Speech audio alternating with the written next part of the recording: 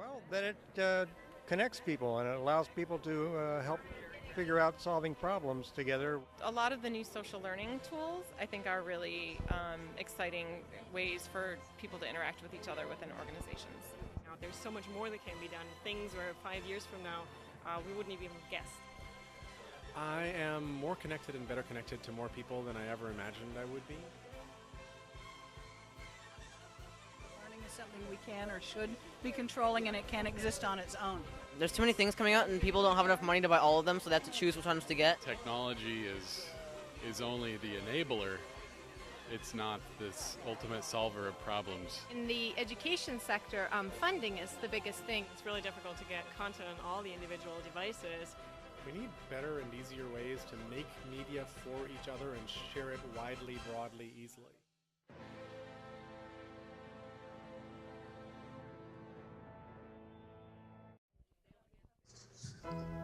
J Studios serves as a place for Eileen to do her visual journalism of Harold's thoughts.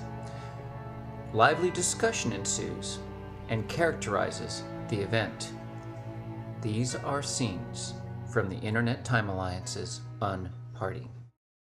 I registered the domain Internet Time as soon as you could register domains because I figured it was that or e-learning. I couldn't afford to register both, and I figured e-learning was transient and time has proven me right. But the idea of Internet Time is things happen 7 times faster than in regular clock time. And I figure a goal is just making good shit happen faster. So that's where it came from. Workplace learning is the common factor that's brought us all together. What do you think are some issues facing new ed technology? What are some issues facing new education technology?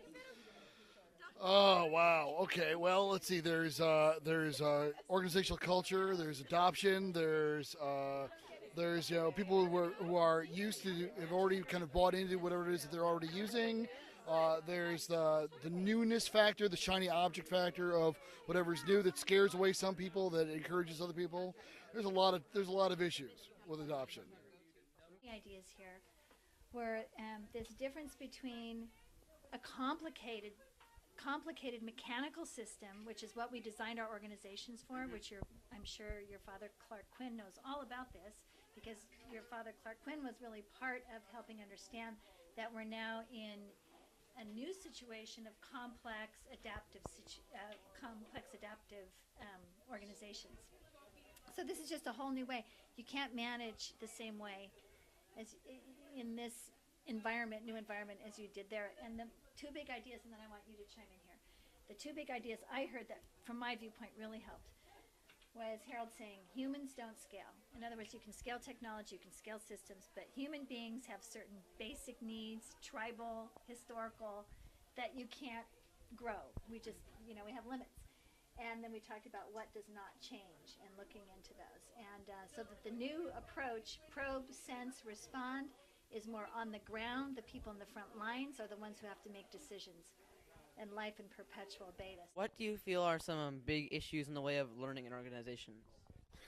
I think learning has kind of become this massive beast that decided it knew how to learn and it took over the organization. And we need to free people up to actually be able to learn. So the formal systems of learning often don't teach us the things we actually need to know in our jobs. And it turns out that your colleagues really know what it is. What are some of the joys you're finding in new technology these days? I am more connected and better connected to more people than I ever imagined I would be. And I can also suddenly find things. I'm curious, for example, I'd love to see a survey or some research done. What has Google done to dinner time conversation for families with kids? Because it used to be that a kid would say, why? And then you'd kind of answer it. And then they'd say why again. And then you'd make something up. And then they'd say why a 3rd time. And you'd give up.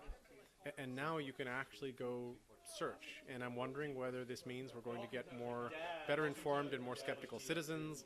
Does this turn into better people overall? I think so, and I hope so, but I'm not sure, and I'd love to know if somebody's studying it. Independent consultant.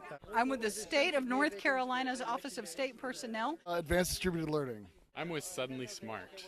I work for ACM, which is the Association for Computing Machinery. And I'm learning. And I'm a founder of a Thief software. Rex the Relationship Economy Expedition.